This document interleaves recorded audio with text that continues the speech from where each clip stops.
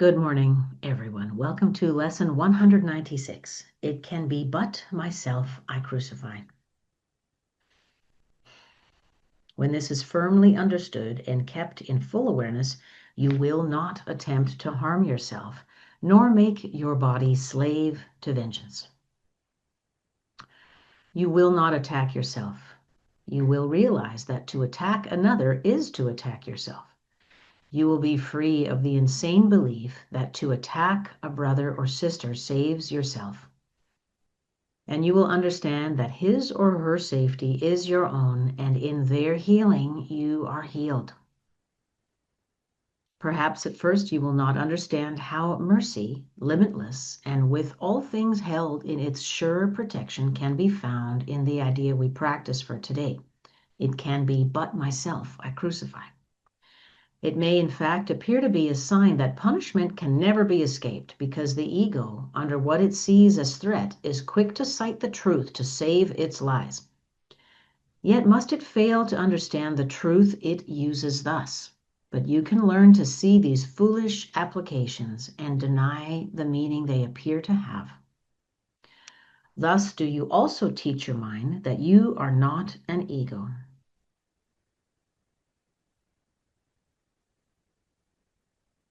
For the ways in which the ego would distort the truth will not deceive you longer. You will not believe you are a body to be crucified. You will see within today's idea the light of resurrection, looking past all thoughts of crucifixion and death to thoughts of liberation and life. It can be but myself I crucify.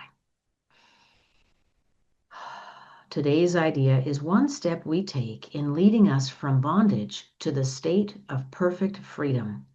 Let us take this step today that we may quickly go the way salvation shows us, taking every step in its appointed sequence as the mind relinquishes its burdens one by one.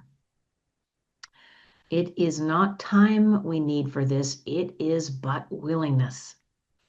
For what would seem to need 1,000 years can easily be done in just one instant by the grace of God.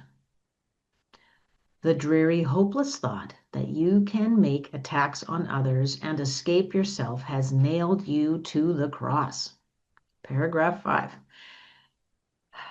Perhaps it seemed to be salvation, yet it merely stood for the belief the fear of God is real.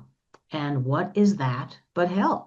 Who could believe his father is his or her deadly enemy, separate from us, waiting to destroy our lives and blot us from the universe, without the fear of hell upon our hearts? Such is the form of madness you believe if you accept the fearful thought that you can attack another and be free yourself. Until this form is changed, there is no hope. Until you see that this, at least, must be entirely impossible, how could there be escape? The fear of God is real to anyone who thinks this thought is true, and he or she will not perceive its foolishness or even see that it is there, so that it would be possible to question it. Wow, therein lies the state of our planet. Paragraph 7. To question it at all, its form must first be changed at least as much as will permit fear of retaliation to abate, and the responsibility returned to some extent to you. From there, you can at least consider if you want to go along this painful path. Until this shift has been accomplished, you cannot perceive that it is but your thoughts that bring you fear, and your deliverance depends upon you. Our next steps will be easy if you take this one today. From there, we go ahead quite rapidly. For once you understand, it is impossible that you be hurt except by your own thoughts. The fear of God must disappear once we understand this. You cannot then believe that fear is caused without, and God, whom you had thought to banish, can be welcomed back within the holy mind Mother, Father, God never left. Salvation song can certainly be heard in the idea we practice for today. It can but be you crucify. You did not hurt the world. You need not fear its vengeance and pursuit. nor need you hide in terror from the deadly fear of God projection hides behind. The thing you dread the most is your salvation. You are strong, and it is strength you want. You are free and glad of freedom. You have sought to be both weak and bound because you feared your strength and freedom, yet salvation lies in them. Paragraph 10. There is an instant in which terror seems to grip your mind so wholly that escape appears quite hopeless. When you realize once and for all that it is you fear, the mind perceives itself as split. Yes, and this had been concealed while you believed attack could be directed outward and returned from outside to within. It seemed to be an enemy outside you had to fear, and thus a God outside yourself became your mortal enemy, the source of fear. Paragraph 11. Now, for an instant, is a murderer perceived within you, eager for your death, intent on plotting punishment for you until the time when it can kill at last. Yet in this instant is the time as well in which salvation comes, for fear of God has disappeared, and you can call on him to save you from illusions by his love, calling him Father and yourself his Son. Pray that the instant may be soon, today. Step back from fear and make advance to love. There is no thought of God that does not go with you to help you reach that instant and to go beyond it quickly, surely, and forever. When the fear of God is gone, there are no obstacles that still remain between you and the holy peace of God. How kind and merciful is the idea we practice. Give it welcome as you should, for it is your release. It is indeed but you your mind can try to crucify, yet your redemption too will come from you. Wow. These final lessons before part 2 are so full of perception shifts. It's incredible to sit with the entire lesson, to hold it within our minds. Incredible. Let's sit and practice for a few minutes with some of the key phrases from today's ideas.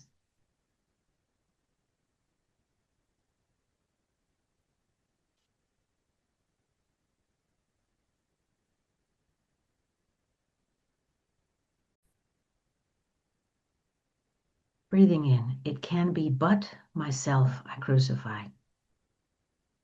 When we fully understand this, we will no longer attempt to harm ourselves by attacking others. We will no longer make our bodies slaves to vengeance.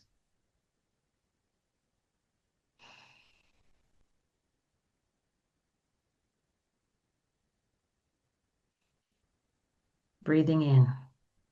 My brother or sister's safety is my own. Breathing out.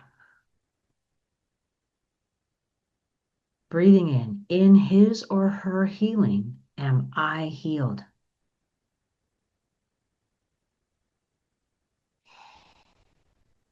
Breathing in and out. I am not a body to be crucified. I am not an ego.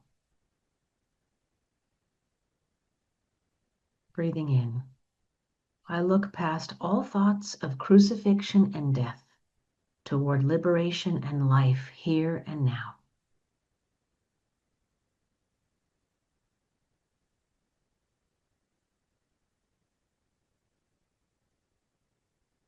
Breathing in, I relinquish my burdens one by one.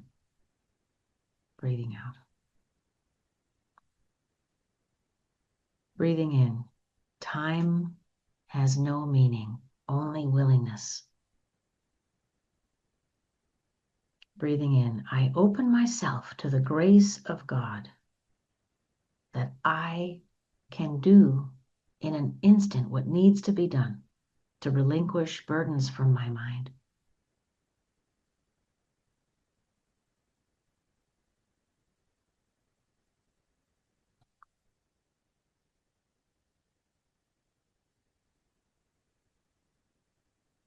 When I save my brothers and sisters, I save myself.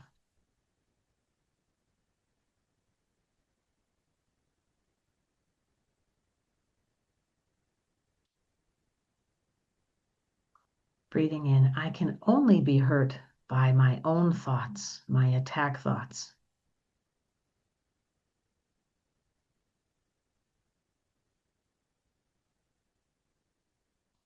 Breathing in, I welcome my salvation, my strength, and my freedom that I find in relinquishing the burdens in my mind.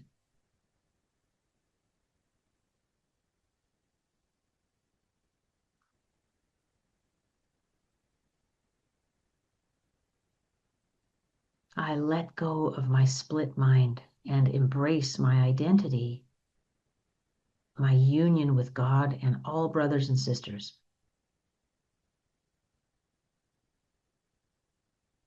Breathing in, all thoughts of God assist me. Assist me in developing willingness, in reaching the holy instant where I can lay the burdens of my mind aside. I welcome the thoughts of God.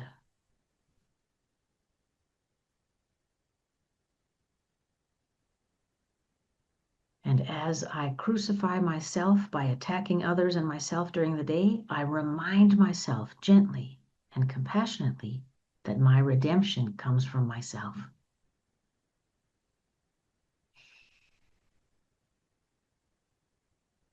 Thank you for joining with me today for this wonderful practice. I look forward to seeing you tomorrow. I look forward to seeing you many times in spirit throughout the day and also again for our evening sit. Thank you so much. Have a wonderful day. Bye-bye.